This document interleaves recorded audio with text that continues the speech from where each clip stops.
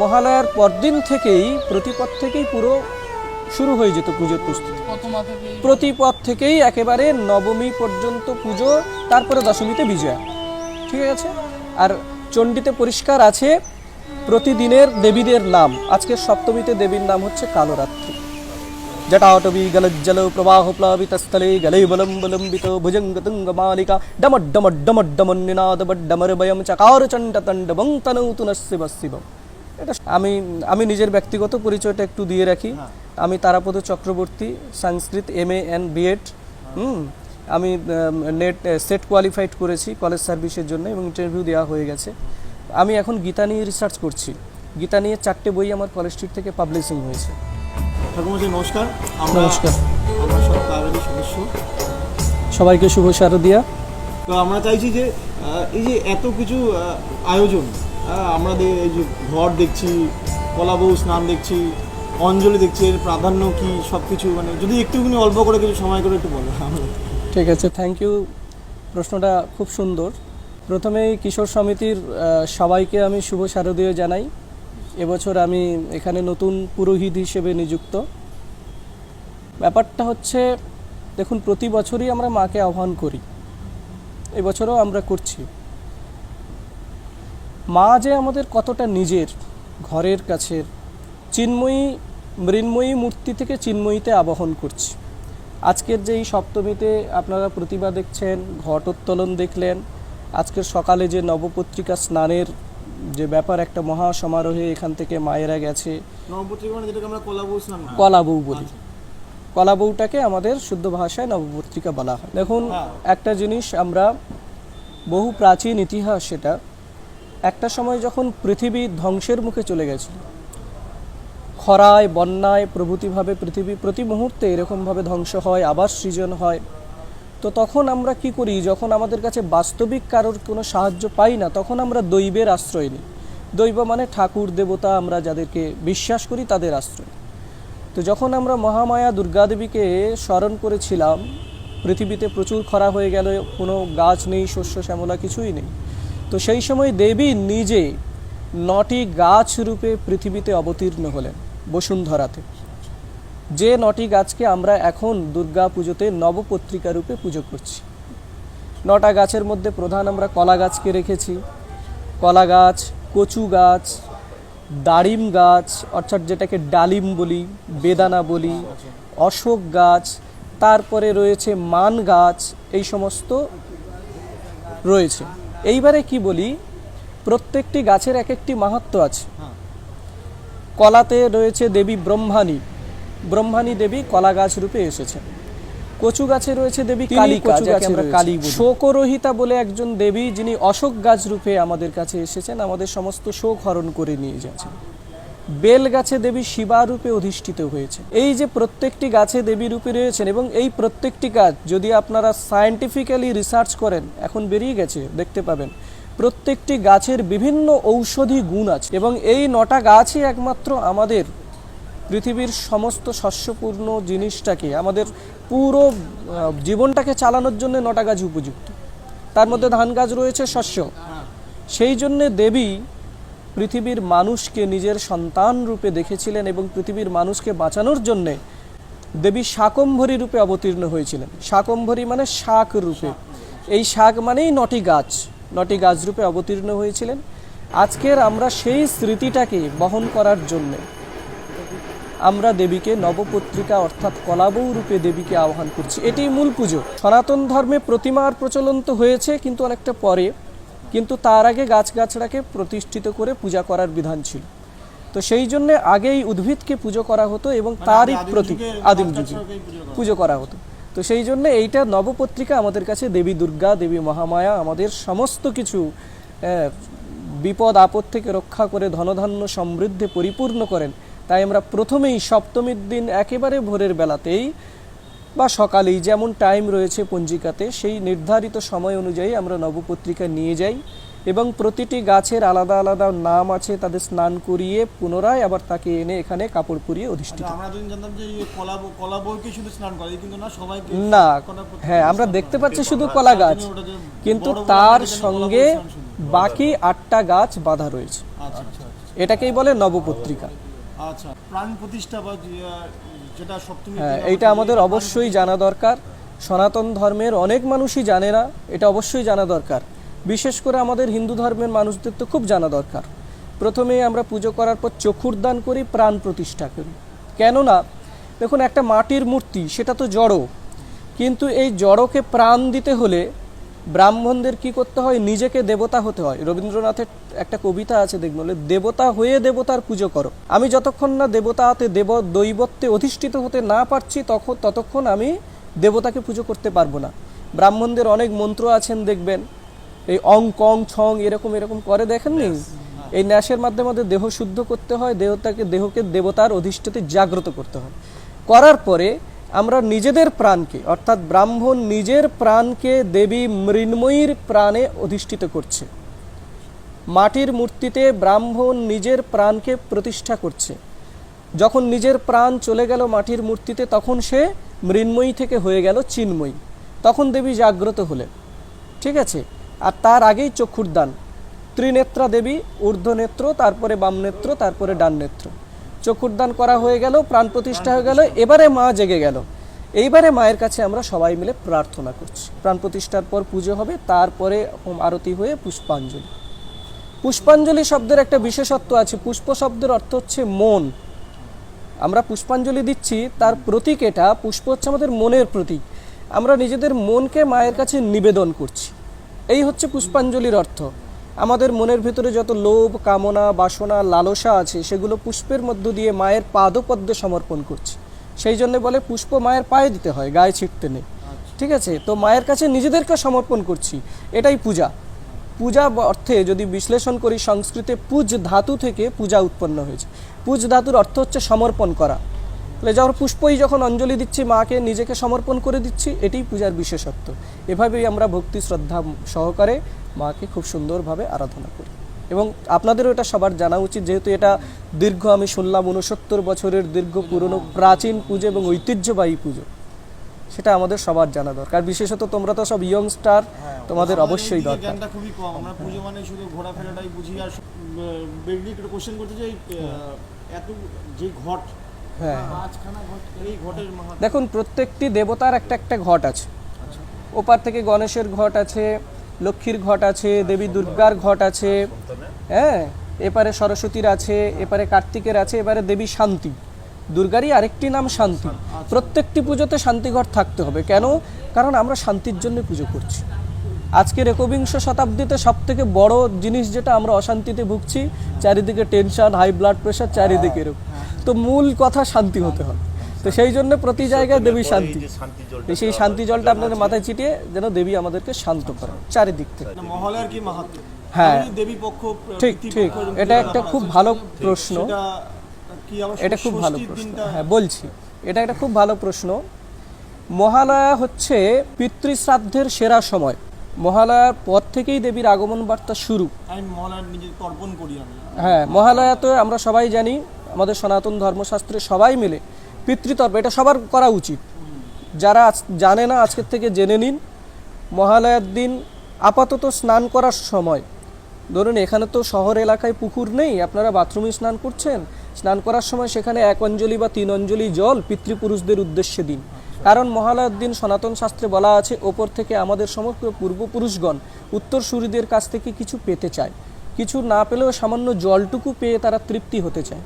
তো সেইটুকু আমরা যদি তাদের উত্তরসূরি হয়ে না দিতে পারি, তাহলে উত্তরসূরি হয়ে কোনো লাভ নেই। একটা বিশাল বড় কাহিনী আছে, খুব ছোট করে একটু বলছি।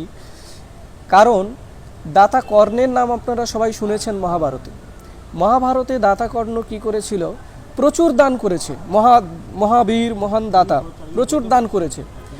কিন্তু দানবীর কর্ণ যখন মৃত্যুর পরে স্বর্গে গেল, তখন আমরা এখানে যা দিই তারই প্রতিক্রিয়া রূপে ওখানে পাই। আপনারা প্রত্যেকেই জানেন, আজকের দিনে সায়েন্সে নিউটন আবিষ্কার করে দিয়েছে, প্রত্যেকটি ক্রিয়ার একটি সমান এবং বিপরীত প্রতিক্রিয়া আছে। আমি যদি আপনাকে অ্যাকশন দিই, আপনি অবশ্যই আমাকে রিঅ্যাকশন দেবেন। তো আজকের পৃথিবীতে আমরা যা করছি তারই রিঅ্যাকশন রূপ, প্রতিক্রিয়া রূপ স্বর্গে আমরা পাচ্ছি। আমি যদি এখানে কাউকে জলদান করি, আমার স্বর্গে গিয়ে জলদানের কোনো কষ্ট হবে না। আমি যদি এখানে অন্নদান করি, আমার পরবর্তী জন্ম কিংবা স্বর্গ যেটাকেই বলি না কেন, আমার সেখানে কষ্ট হবে না। তো দানবীর কর্ণ যখন ওখানে গেল, ওখানে সব সোনা দানা থালা এসব ভর্তি দিয়েছে, কিন্তু অন্ন দেয়নি। কেন অন্ন দেয়নি? তো বলছে দেখো সারা জীবন তুমি তো সোনা দানা দিয়ে কাটিয়ে দিয়েছো, বিশাল রাজ্য সম্পত্তি দিয়েছো, কিন্তু পিতৃপুরুষদের কখনো তুমি অন্ন দাওনি, জল দাওনি, তাদের তর্পণ করো। তো মহাবীর কর্ণ তখন বলেছিল দেখুন এটাতে আমার কোনো দোষ নেই। কেন না, আমি ঠিক মৃত্যুর কয়েক মুহূর্ত পূর্বে জানতে পেরেছি আমার পিতৃপরিচয়। কুন্তী কুমারী অবস্থায় কর্ণকে ফেলে দিয়েছিল। কর্ণ মৃত্যুর পূর্ব মুহূর্তে জানতে পেরেছে যে কুন্তী তার মা, যুধিষ্ঠির, ভীম আদি, অর্জুন আদি এরা তার ভাই। তাহলে কি করে সে পিতৃপুরুষদের উদ্দেশ্যে তর্পণ করবে? কোশ্চেন এখানে। তো সেখানে স্বর্গের থেকে দেবতারা তাদেরকে বলেছিল একে কর্ণকে, ঠিক আছে পিতৃপক্ষের সময় আমরা তোমাকে পৃথিবীতে নামিয়ে দেবো, আর এই পিতৃপক্ষের দিনে তুমি পিতৃপুরুষদের জলদান অন্নদান করলে তবে এখানে এসে পাবে। তো কি করেছিল মহাবীর কর্ণ? তখন এই মহালয়ার দিনেই, বিশেষ তিথি মহালয়ার দিনেই, গঙ্গাসাগর আমাদের কাছের পুণ্যভূমি, ভারতবর্ষের শ্রেষ্ঠ তীর্থক্ষেত্র, এখানে এসেই পিতৃতর্পণ করেছিল। সেই কারণে এই দিনটা এই হিসেবে বিশেষ পুণ্য পিতৃপুরুষদের। এটা গেল মহালয়ার ভূমিকা। এবার মহালয়া পিতৃপক্ষ শেষ হচ্ছে, দেবীপক্ষের আগমন হচ্ছে। দেবীপক্ষের আগমন যখন হচ্ছে, হ্যাঁ পিতৃপুরুষদের তর্পণ শেষ। কৃষ্ণপক্ষ শেষ, শুক্লপক্ষ শুরু। কৃষ্ণপক্ষ হচ্ছে পিতৃপুরুষের সময়, শুক্লপক্ষ হচ্ছে দেবপুরুষের সময়। তাহলে দেবপক্ষ আরম্ভ হয়ে যাচ্ছে, দেবীপক্ষ আগমনই শুরু হয়ে যাচ্ছে। অনেকে কি করে, মূল থিম এটা ছিল ওই প্রতিপদ থেকে পুজো শুরু হয়, প্রতিপদ থেকেই পুজোটা শুরু হয়। যাদের এখনো বনেদি ফ্যামিলি আছে, আর এটা তো রাজাদের বাড়ির পুজো, আজকের এটা সার্বজনীন হয়ে গেছে, কিন্তু আগেকার দিনে মানুষ রাজার বাড়িতেই পুজো করত। আর মহালয়ার পরদিন থেকেই, প্রতিপদ থেকেই পুরো শুরু হয়ে যেত পুজোর প্রস্তুতি। প্রতিপদ থেকেই একেবারে নবমী পর্যন্ত পুজো, তারপরে দশমীতে বিজয়া। ঠিক আছে। আর চণ্ডীতে পরিষ্কার আছে প্রতিদিনের দেবীদের নাম। আজকের সপ্তমীতে দেবীর নাম হচ্ছে কালরাত্রি। প্রতিপদে কি হচ্ছে বলছে, প্রথমং শৈলপুত্রীতি, দ্বিতীয়ং ব্রহ্মচারিণী। প্রতিপদে দেবীর নাম হচ্ছে শৈলপুত্রী, মানে হিমালয়ের তো তিনি কন্যা ছিলেন, শৈলপুত্রী। দ্বিতীয় ব্রহ্মচারিণী, তৃতীয়ং চন্দ্রঘণ্টেতি, তৃতীয় দিনে তিনি চন্দ্রঘণ্টা নামে পরিচিত। হ্যাঁ, তৃতীয়ং চন্দ্রঘণ্টেতি কুষ্মাণ্ডেতি চতুর্থকম, চতুর্থ দিনে তিনি কুষ্মাণ্ড রূপে আবির্ভূত হয়েছিলেন। এইরকম হ্যাঁ হ্যাঁ আছেই। পঞ্চমে স্কন্দমাতেতি, ষষ্ঠং কাত্তায়নী, তথা ষষ্ঠীতে তিনি কাত্তায়নী রূপে আবির্ভূত। সপ্তমে কালরাত্রিতি, মহাগৌরীতি চাষ্টম, মানে অষ্টমীতে তিনি মহাগৌরী নাম নিয়ে আমাদের কাছে বিরাজ করেন। নবমম সিদ্ধিদাত্রীতি, নবমীতেই তিনি সিদ্ধি প্রদান করেন সবাই, পুজো শেষ হয়ে গেলে তিনি সিদ্ধি প্রদান করেন। দশমীতে তিনি অপরাজিতা নাম নিয়ে রাখেন। আমরা দেখেছেন আচার অনুযায়ী অনেক জায়গায় অপরাজিতাকে দেবী রূপে পুজো করা হয়েছে। কোথাও কোথাও অপরাজিতার পূজা করলে আমরা যেন সর্বদা বিজয় লাভ করতে পারি, অপরাজেয় হয়ে থাকতে পারি, এই প্রতীক নিয়ে অপরাজিতাকে পুজো করে। তো এভাবেই দেবীর মাহাত্ম্য। মহালয়ার পরদিন থেকে দেবীপক্ষ থেকে মায়ের আগমন শুরু হয়ে যায়। সপ্তমীর যে দিনগুলো, সপ্তমীর যে মাহাত্ম্য, সপ্তমীর মাহাত্ম্যের মধ্যে এটাই যে আমরা যেটা জানতে পারলাম, আজকের দিনে প্রাণ প্রতিষ্ঠা হয়, আজকের দিনে অসুর দমন, নাকি যুদ্ধটা, মানে এরকম কিছুটা শুনেছিলাম সপ্তমীর দিন থেকে শুরু, বা কোন সময় থেকে? দেখুন এইবারে বলি, এইটা আমাদের প্রত্যেকের, অনেকের জানা অনেকের অজানা। আজকের দিনে যে দুর্গাপুজোটা করছি, আজকের দিনে আমরা যে পুজোটা করছি সেটা হচ্ছে অকাল বোধন পূজা। সময়োচিত দুর্গাপূজাটা হচ্ছে বাসন্তী পুজো। চণ্ডীতে দেবী মাহাত্ম্যে পরিষ্কার রয়েছে, রাজা সুরত বাসন্তীতে, অর্থাৎ ফাল্গুন মাসের যে পঞ্চমী, বাসন্তী পঞ্চমী, সেখান থেকেই পুজোটা স্টার্ট, মূল পুজো। কিন্তু ভগবান যখন ত্রেতা যুগে রামচন্দ্র রূপে আবির্ভূত হলেন, তখন রাবণকে বধ করার জন্য এই অকালে, অর্থাৎ শরৎকালে, এই শরৎকালেই তিনি রামচন্দ্র রূপে আবির্ভূত হয়ে রাবণকে বধ করার জন্য এই অকালেই দেবীকে ডেকেছিলেন। সেই জন্য একে বলা হচ্ছে অকাল বোধন পুজো। অকালেই দেবীকে জাগ্রত করা হচ্ছে, শরৎকালেই দেবীকে জাগ্রত করা হচ্ছে। তো এই শরৎকালে রাবণ নামক অসুরকেই বধ করার জন্য রাম পুজো করেছিল। ঠিক আছে। আর তিনি তখন বলেছিলেন, এখানে সন্ধি পুজোর বিশাল মাহাত্ম্য আছে। আমরা কেন সন্ধি পুজো করি? রামচন্দ্রকে তিনি বলেছিলেন, সন্ধি পুজো আমরা অষ্টমী এবং নবমী এই দুটো তিথির ঠিক মিডল টাইম, অষ্টমীর তিথির 24 মিনিট নেব, নবমী তিথির 24 মিনিট নেব, এই টোটাল 48 মিনিটের মধ্যে সন্ধি পুজো আরম্ভ এবং শেষ করতে হবে। ঠিক আছে। তাও দেবী তখন বলেছিল যে একমাত্র তুমি রাবণকে তখনই বধ করতে পারো যখন এই অষ্টমী এবং নবমীর সন্ধিক্ষণ হবে আমি তখনই তোমাকে আদেশ দিলাম এই সন্ধিক্ষণেই তুমি রাবণকে বধ করবে, মানে 48 মিনিটের মধ্যে। এই 48 মিনিটের মধ্যে। ঠিক আছে, আবার সেখানে পরিষ্কার করে বলা আছে বলিদান, সন্ধিতে বলিদান আছে না, বলা হয়েছে অষ্টমীর সময় বলিদান দিতে নেই, অষ্টমীতে পুজো করে নবমীর লেগে গেল, নবমীর প্রথম দণ্ডেই বলিটা দিতে হয়, কারণ ওই নবমীর প্রথম দণ্ডেই রাবণকে বধ করেছিল। হ্যাঁ, এইটা হচ্ছে সন্ধি পুজোর বিশেষতা। চামুন্ডা হয়েছে ছিল যে বলুন। রাম যখন পুজো করছিলেন 109 খানা যে পদ্ম ফুলের 108 খানা পদ্ম, 107 খানা পাচ্ছিলেন তখন নিজের চোখে যে রাম ওইটুকু গল্পটা একটু- হ্যাঁ এটা তো খুব মানে রোমহর্ষক কাহিনী। হ্যাঁ, এটাও দেবীর একটা ছলনা। কারণ দেখুন একটা জিনিস আমাদের আছে, যখন আমরা শুভ কর্ম করি সঙ্গে সঙ্গে কিছু অশুভ কর্মের উৎপত্তি হয়ে যায়। ভালো করতে গেলেই আপনাকে কিছু খারাপ আগে চলে আসবে, কারণ কোনো কর্মই একেবারে নিখুঁত করা যায় না। তো রামচন্দ্র যখন 108টা পুজোর ব্যাপারটা হয়েছিল, 108টা পদ্ম দিয়ে পুজো করতে হবে, সেই জায়গায় দেবী ইচ্ছে করেই কিন্তু একটা পদ্ম লুকিয়ে রেখেছিল তার পুজো সম্পন্ন করার জন্য রাম কতটা স্যাক্রিফাইস করতে পারে। আমাদের পুজোর মূল অর্থ কি, আমরা কতটা ত্যাগ করতে পারি, যতটা ত্যাগ করতে পারবো ততটাই সাফল্য লাভ করব। তো রামচন্দ্র যখন দেখলেন একটা পদ্ম খুঁজে পাওয়া যাচ্ছে না, তখন কিছু উপায়ান্তর না দেখে নিজের চোখকে, পদ্মলোচন বলা হয়েছে রামচন্দ্রকে, তার চোখটাই যেন পদ্মের মতো, তো তিনি নিজের চোখকে উৎপাটিত করে মায়ের পায়ে সমর্পণ করার প্রতিজ্ঞা যখন করলেন, এবং সেই সময়েই দেবী আবির্ভূত হয়ে তাকে একটা পদ্ম দান করেছে। রাম, আমি তোমার ত্যাগে খুব সন্তুষ্ট হয়েছি, আর আমি তোমার পুজোতে সন্তুষ্ট হয়ে সাফল্য লাভ করছি, তুমি বিজয় লাভ করবে, এরকম একটা তিনি বর প্রদান করেছিলেন। আরও একটা আশ্চর্যের বিষয় আপনাদের জেনে রাখা উচিত, রাম এই যে অকালবোধন পুজো করেছে, এই পুজোয় ব্রাহ্মণ কে ছিল জানেন? স্বয়ং রাবণ। যার বধের জন্যে পুজো করা হচ্ছে সে নিজে ব্রাহ্মণ হয়ে এসেছে। সেই জন্যে ত্রিযুগ ধরে সত্য, ত্রেতা, দাপর, কলি 4টে যুগেরই শ্রেষ্ঠ ব্রাহ্মণ হচ্ছে রাবণ। কারণ রাবণের ব্রাহ্মণত্ব এইখানে যে নিজের বধ করার জন্যে কোনো যজমান তাকে চাইছে পুজো করতে, একটু ভীত না হয়ে সে নিজের বধের মন্ত্রটা নিজে উচ্চারণ করেছে। প্রতিজ্ঞাতে যখন বলা হচ্ছে সংকল্প কেন করবে রাম কিসের জন্য সংকল্প করেছে না রাবণকে বধ করার জন্য। তা রাবণ তো বলবে যে যজমান তুমি কিসের জন্য সংকল্প করেছো বলো, আমি সেই মন্ত্র বলবো। তো রাম বলল যে রাবণকে বধ করার জন্য। রাবণ নিজে নিজেই উচ্চারণ করছে রাবণস্য বধার্থায়, এই জন্য এখানে রাবণের শ্রেষ্ঠত্ব আছে। আর রাবণ তো শিবেরও নাকি খুব মহাযোগী, শিবের ভক্ত। আপনারা প্রথমেই আমি বনের তাণ্ডব স্তোত্র যেটা পাঠ করেছিলাম, খুব নমর্চ জটাটবি গলজ্জল প্রবাহ প্লাবিতস্থলে গলে বলম বলম্বিত ভুজঙ্গ তুঙ্গ মালিকা ডমট ডমট ডমট ডমন নিনাদ বড্ডমর বয়ম চকার চণ্ড তণ্ডবং তনৌতু শিব শিবম। এটা শুনেছেন আপনারা অনেকে। এটা রাবণ এমন, মানে শিব তো আসবেই না, রাবণ এমন স্তোত্র রচনা করেছে শিবকে আসতে বাধ্য হয়েছে। দেখুন আমরা এখানে মহিষাসুর আছে, দেবী দুর্গা, মহিষাসুরকেও বধ করেছিল, কিন্তু আমাদের পুজোও করতে হচ্ছে। মহিষাসুরের প্রণাম মন্ত্র আছে, আচ্ছা, আমাদের তাও পাঠ করতে হয়। তাই জন্য মহিষাসুরকেও পুজো করতে হচ্ছে। দশমীর দিন সবাইকে মিষ্টি খাওয়ানো হয়। সেটা সাফল্যের পরে।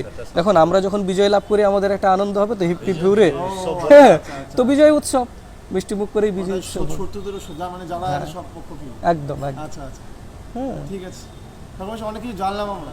ঠিক আছে, আমাদের অনেক এবং ছিল, জানলাম। এটা সম্পর্কে আরো তোমাদের মানে শুভাশিস করি যে আরো এগুলো সম্পর্কে তোমাদের মধ্যে আগ্রহ বাড়ুক। কারণ আজকের দিনে সত্যি কথা, আজকের আমি কিশোর সমিতিকে দেখে আমি নিজে অনুপ্রাণিত হচ্ছি। এই যে তোমরা সব কিশোর আছো, যুবক আছো, আমিও যুবক, সেটা নিয়ে কথা নয়, কিন্তু